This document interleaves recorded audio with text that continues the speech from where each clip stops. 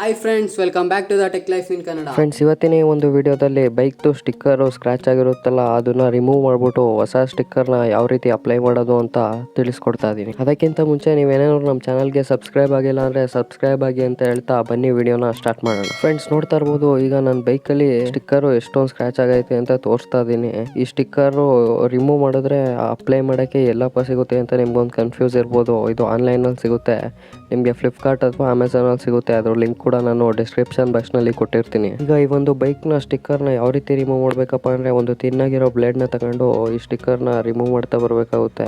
Just ಸ್ಟಿಕ್ಕರ್ನಷ್ಟೇ ಬ್ಲೇಡಿಂದ remove ಮಾಡ್ತಾ ಬನ್ನಿ. ನೀವು ಸ್ಮೂತಾಗಿ ಬರೀ ಸ್ಟಿಕ್ಕರ್ನಷ್ಟೇ ರಿಮೂವ್ ಮಾಡ್ತಾ ಬರಬೇಕಾಗುತ್ತೆ. ಏನಾದರೂ ಒಂದು ಸ್ವಲ್ಪ ಪೇಂಟ್ಗೆ ಬ್ಲೇಡು ತಾಕ್ತು ಅಂದರೆ ಪೇಂಟು ರಿಮೂವ್ ಆಗೋ ಚಾನ್ಸಸ್ ಇರುತ್ತೆ.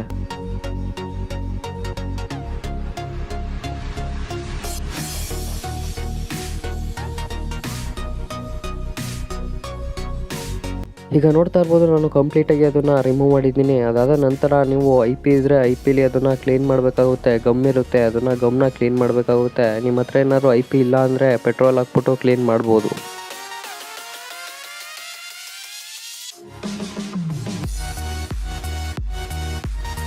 ಈಗ ಕಂಪ್ಲೀಟಾಗಿ ನಾನು ಕ್ಲೀನ್ ಮಾಡಾಯಿತು. ನಾನು ಆನ್ಲೈನಲ್ಲಿ ತರಿಸಿರೋ ಸ್ಟಿಕ್ಕರ್ನ ನೋಡ್ತಾ ಇರ್ಬೋದು. ನಾನು ಯಾವ ರೀತಿ ಅಪ್ಲೈ ಮಾಡ್ತೀನಿ ಅಂದರೆ, ಈ ಬ್ಯಾಕ್ ಸೈಡ್ ಇರುತ್ತೆ ಒಂದು ವೈಟ್ ಕಲರ್ನ ಒಂದು ಪೇಪರು, ಅದನ್ನು ರಿಮೂವ್ ಮಾಡಬೇಕಾಗುತ್ತೆ.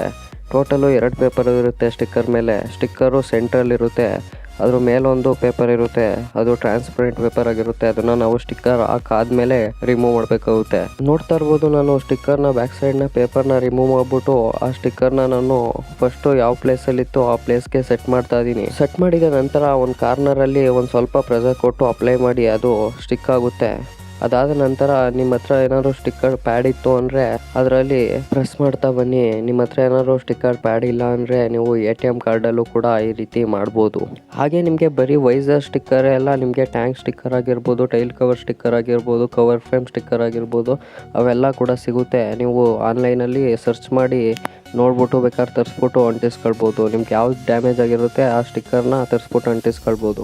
ನೋಡ್ತಾ ಇರ್ಬೋದು, ಈಗ ನಾನು ಕಂಪ್ಲೀಟಾಗಿ ಸ್ಟಿಕ್ಕರ್ನ ಅಪ್ಲೈ ಮಾಡಾಗೈತೆ. ಒಂದ್ಸಲಿ ಎಡ್ಜಸಲ್ಲಿ ಈ ರೀತಿ ಪ್ರೆಸ್ ಮಾಡ್ತಾ ಬನ್ನಿ, ಏಕೆಂದರೆ ಏನಾದರೂ ಹೋಗಿದ್ರೆ ಅದು ಸ್ಟಿಕ್ಕರು ಪುನಃ ರಿಮೂವ್ ಆಗೋ ಚಾನ್ಸಸ್ ಇರುತ್ತೆ. ಹಾಗೆ ಏನಾದ್ರು ಇದು ಅಪ್ಲೈ ಮಾಡಾದ್ಮೇಲೆ ನಿಮಗೆ ಬಬಲ್ ಬತ್ತಪ್ಪ ಅಂದರೆ ನೀವೇನು ಮಾಡಬೇಕು ಅಂದರೆ, ಸ್ಟಿಕ್ಕರ್ನ ಪುನಃ ಎಳೆಯೋದಕ್ಕೆ ಹೋಗಬೇಡಿ.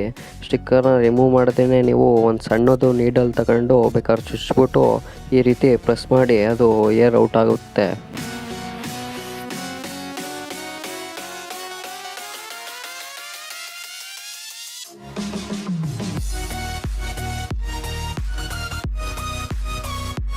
ಈಗ ನೋಡ್ತಾ ಇರ್ಬೋದು, ನಾನು ಕಂಪ್ಲೀಟಾಗಿ ಸ್ಟಿಕ್ಕರ್ನ ಅಪ್ಲೈ ಮಾಡಿದ ನಂತರ ಈ ಒಂದು ಮೇಲ್ಗಡೆ ಏನು ಟ್ರಾನ್ಸ್ಪರೆಂಟ್ ಶೀಟ್ ಐತಲ್ಲ ಅದನ್ನು ರಿಮೂವ್ ಮಾಡ್ತಾ ಬರ್ತಾ ಇದ್ದೀನಿ. ಫೈನಲಿ ಟ್ರಾನ್ಸ್ಪರೆಂಟ್ ಶೀಟ್ನ ರಿಮೂವ್ ಮಾಡಿದ ನಂತರ ನೋಡ್ತಾ ಇರ್ಬೋದು, ಒಂದು ಸ್ಟಿಕ್ಕರ್ನ ಲುಕ್ನ ನೋಡ್ತಾ ಇರ್ಬೋದು. ನೀವು ಏನು ಕಂಪ್ನಿದು ಸ್ಟಿಕ್ಕರ್ ಇತ್ತಲ್ಲ ಅದೇ ರೀತಿ ಸ್ಟಿಕ್ಕರ್ ಐತೆ ಅಂತ ಹೇಳ್ಬೋದು. ಹಾಗೆ ಲೆಫ್ಟ್ ಸೈಡ್ ಕೂಡ ಹಾಕಿದ್ದೀನಿ, ನೋಡ್ತಾ ಇರ್ಬೋದು. ನಾನು ಫೋಟೋದಲ್ಲಿ ತೋರಿಸ್ತಾ ಇದ್ದೀನಿ. ನಾನು 2 ಸ್ಟಿಕ್ಕರ್ನು ಕೂಡ ಆರ್ಡರ್ ಮಾಡಿ ತರಿಸಿದೆ. ಫ್ರೆಂಡ್ಸ್, ಈ ರೀತಿ ನಾವು ಬೈಕ್ದು ಸ್ಟಿಕ್ಕರ್ ಏನಾದರೂ ಸ್ಕ್ರ್ಯಾಚ್ ಆಗಿತ್ತಪ್ಪ ಅಥವಾ ಡ್ಯಾಮೇಜ್ ಆಗಿತ್ತಪ್ಪ ಅಂದರೆ ನಾವು ಆನ್ಲೈನಲ್ಲಿ ಆರ್ಡರ್ ಮಾಡಿಬಿಟ್ಟು ತರಿಸ್ಬಿಟ್ಟು ಅಪ್ಲೈ ಮಾಡ್ಕೊಳ್ಬೋದು.